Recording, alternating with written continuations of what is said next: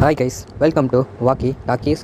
And நான் உங்கள் walkie talkie நண்பன் பாலா. அண்ட் இது உங்கள் வீக்லி அமேசிங் ஃபேக்ட்ஸ். இந்த ஃபேக்ட்ஸில் யாரை பற்றி பார்க்க போகிறோன்னு பார்த்தோன்னா, மென் அண்ட் விமனுக்கு இருக்க ரிலேஷன்ஷிப், அவங்களோட சைக்காலஜிக்கல் ஃபேக்ட்ஸ், மென்னும் விமனுக்கு இருக்க வேறுபாடுகளை பற்றி தான் இன்றைக்கி வீடியோவில் நம்ம பார்க்க போகிறோம். ஸோ இது கொஞ்சம் இன்ட்ரெஸ்டிங்காகவும் கொஞ்சம் ஃபன்னியாகவும் இருக்கும். இப்போல்லாம் மென் இருக்காங்களா, இப்போல்லாம் விமன் இருக்காங்களான்னு சொல்லிட்டு. ஸோ ஸ்கிப் பண்ணாமலும் மறக்காமலும் பார்த்துட்டு வாங்க வீடியோக்குள்ளே போகலாம்.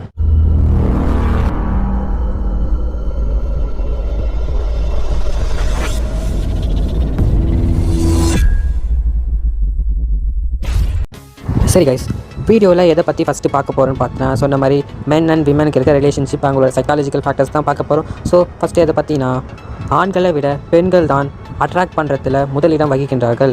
ஆண்களை ஈர்க்கும் வகையிலும் அட்ராக்ட் பண்ணுற மாதிரி பெண்கள் தான் முதலாவதாக இருக்கின்றார்கள். அதே மாதிரி ஆண்களை விட பெண்களோட மனதானது ரொம்ப மிஸ்டீஸ் ஆனது, அப்படின்னா மர்ம முடிச்சுகளால் ஆனது. பெண்கள் என்ன நினைக்கின்றார்கள் என்று நம்ம ஆண்களால் புரிந்து கொள்ள முடியாது.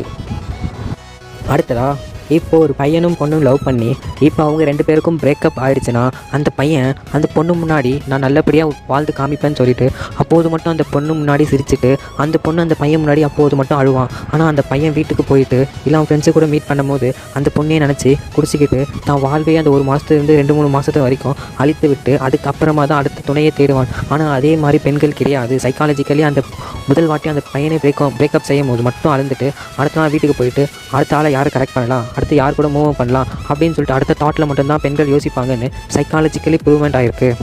அடுத்ததாக, இப்போ உங்கள் கண்ணு முன்னாடி டிஸ்பிளே ஆகிற அந்த பிக்சரை பார்த்தாலே உங்களுக்கு புரிஞ்சிடும், ஒரு ஆணு ரெடியாக குறைஞ்சது 10 மினிட்ஸ்லேருந்து 20 to 25 மினிட்ஸ் தான் ஆகுது. அவன் எழுந்து குளித்து ரெடி ஆகிட்டு ஆஃபீஸில் ஏதாவது ஒர்க்கு போகிறதுக்கு. அதுவே ஒரு பெண்ணானது எழுந்து அவங்க ரெடி ஆகுவதற்கு கிட்டத்தட்ட 1 மணி நேரத்துலேருந்து 2 மணி நேரமானது எடுக்கின்றார்கள். ஏன்னு பார்த்தீங்கன்னா, எழுந்த உடனே அவங்க மூஞ்சும் அவங்க ஹேர் ஸ்டைல் நல்லா இருக்கான்னு சொல்லி ஃபஸ்ட்டு அவங்க பண்ணுறாங்க அந்த சேட்டையும். அதுக்கப்புறம் மறுபடியும் குளிச்சுட்டு வந்து மறுபடியும் நல்லா இருக்கான்னு சொல்லிட்டு ஒரு சேட்டையும் செய்கின்றார்கள். அதுக்கப்புறம் ட்ரெஸ்ஸிங் செய்துவிட்டு ஒர்க்குக்கு போக முன்னாடி மேக்கப்பும் மற்ற ஹேர் ஸ்டைல்ஸும் கரெக்டாக இருக்காங்களான்னு சொல்லிட்டு மொத்தம் 3 வாட்டிக்கும் 4 வாட்டிக்கும் மேலே வந்து கண்ணாடி முன்னாடி போய் நின்று அவங்களோட முகங்களை செக் பண்ணிக்கிறாங்க. ஆனால் ஆண் பார்த்தீங்கன்னா, காலையில் எழுந்து எப்போ ஆஃபீஸ் போகிறாங்களோ அப்போ மட்டும் ஒரே வாட்டி கண்ணாடியை பார்த்துட்டு அதோட வீட்டுக்கு வந்து ஃபேஸ் வாஷ் பண்ணும்போது தான் அந்த ஆணானவன் பார்க்கின்றார்கள். அடுத்ததாக, ஆண் அவனோட ஹேர் ஸ்டைலை மாற்றணும். இப்போ முடி வளர்ந்துருச்சு, அதை போய் கட் பண்ணணும்னா அவனுக்கு மினிமம் 100 ரூபாயிலேருந்து 150 ரூபா வரைக்கும் தான் செலவு பண்ணுவான். ஆனால் அவனோட ஹேர் ஸ்டைலும் கட் பண்ணிட்டு வரும்போது மாறி இருக்கும். அதே மாதிரி பெண்கள் கிடையாது. எப்படி உள்ளே போகிறாங்களோ அதே மாதிரி தான் உள்ளேருந்து வெளியே வரும்போது அதே மாதிரி தான் இருப்பாங்க. என்ன ஹேர் ஸ்டைல் மெயின்டைன் பண்ணுறாங்க, எப்படி கட் பண்ணாங்களோ ஒன்றும் ஒரு இளவும் புரியாது. ஆனால் உள்ளே போயிட்டு வெளியே வரும்போது 500 ரூபாயிலேருந்து 600 ரூபாய் வரைக்கும் செலவு பண்ணுவாங்க. ஆனால் ஒரு மசூர் கூட அங்கே கட் பண்ணியிருக்க மாட்டாங்க. ஆனால் ஆண் மட்டும் உள்ளே போயிட்டு வெளியே வரும்போது உள்ளே இருக்க எப்படி போன ஆண் இருக்கானோ அதோட வேறு லெவலில் வெளியே வருவான் மசூரை வெட்டிட்டு.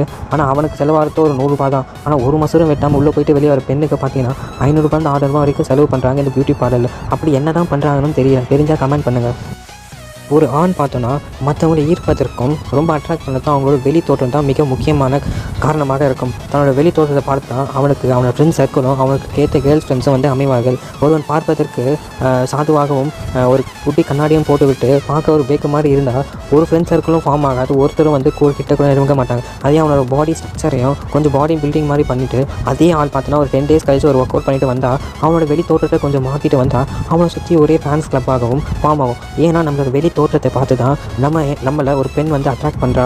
நம்ம உள் மனதை பார்த்து எந்த பெண்ணும் அட்ராக்ட் ஆக மாட்டேங்கிறாங்க. இதுதான் உண்மையான சைக்காலஜிக்கல் ரீசனு. அதே மாதிரி பெண்களை இதை செய்யாத அப்படின்னு சொன்னால் அவங்களுக்கு பிடிக்கவே பிடிக்காது.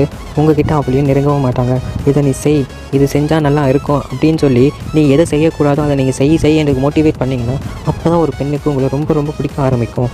அதே மாதிரி திடீர்னு 2 நண்பர்கள் இல்லை திடீர்னு யாராவது ஒரு ரிலேட்டிவை ஒரு பாயும் பார்த்தா அவனோட கண்ணும் தான் பார்ப்பாங்க தவிர திடீர்னு பார்த்தா. அதே ஒரு பெண்ணும் பார்த்தா கண்ணும் பார்த்து பேச மாட்டாங்க.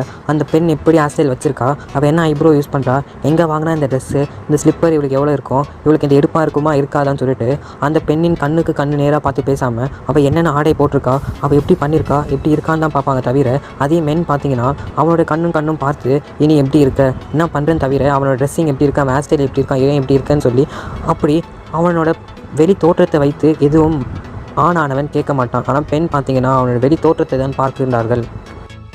இப்போது ஆணுக்கும் பெண்ணுக்கும் ஒரு எக்ஸாம்பிளாக சொல்லணும்னா, 2 பேரும் ஒரு ட்ரெஸ் எடுக்கிறதுக்காக கலர் சூஸ் பண்ணுறாங்க.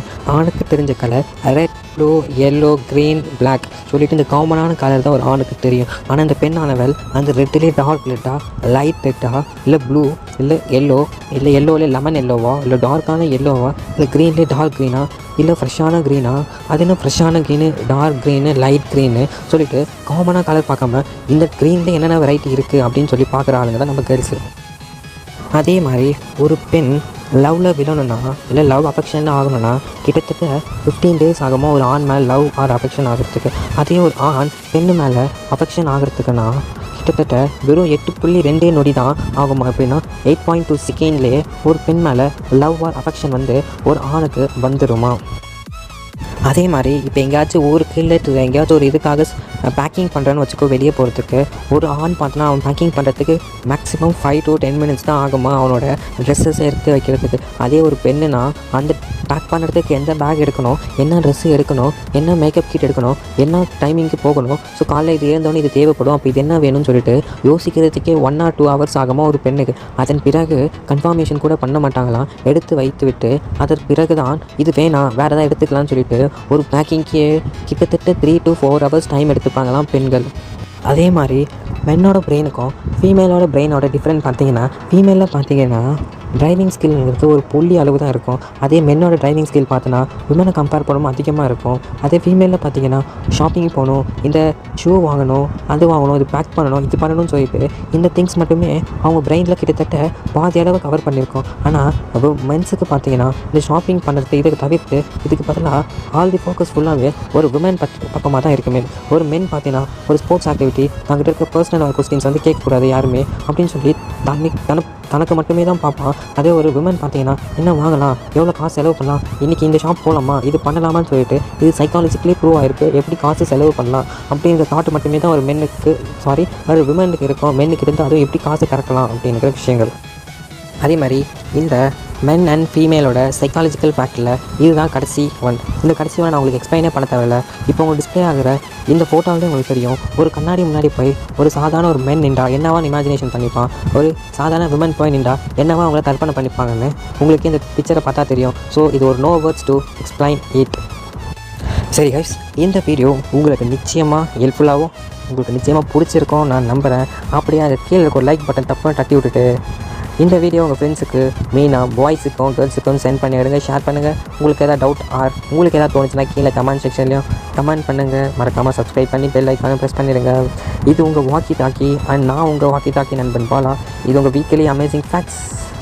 அடுத்த வாரம் வேறு ஒரு அமேசிங் ஃபேக்ட்ஸ் வர உங்களை மீட் பண்ணுறேன். பாய், see you next time.